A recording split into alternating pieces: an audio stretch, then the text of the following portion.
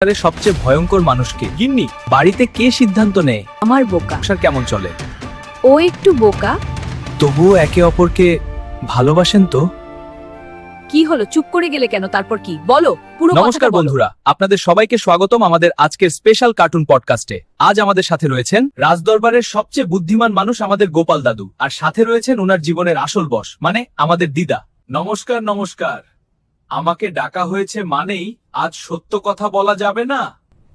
কেন দাদু? কারণ সত্য বললেই গিন্নি রেগে যায়। এই যে পডকাস্ট চলছে, বাড়ির কথা কিন্তু এখানে বলবে না। তো দিদা, এখন আপনাদের সংসার কেমন চলে? ভালো চলছে। হ্যাঁ, খুব ভালো।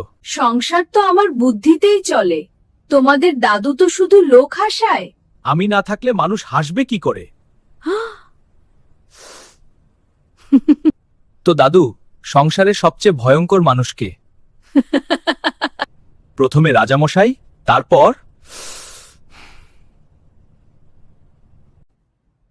কি হলো, চুপ করে গেলে কেন? তারপর কি বলো, পুরো কথাটা বলো। তারপর আমার গিন্নি।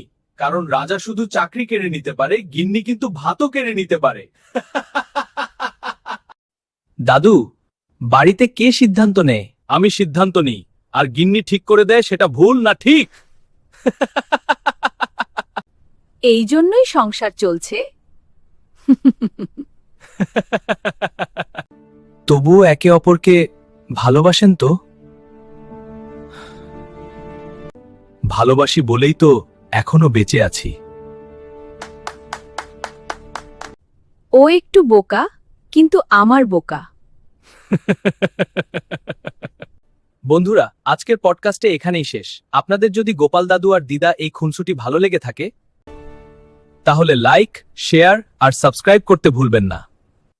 আর কমেন্টে লিখুন গিন্নি ঠিক নাকি আমি। উত্তর আমি আগেই জানি।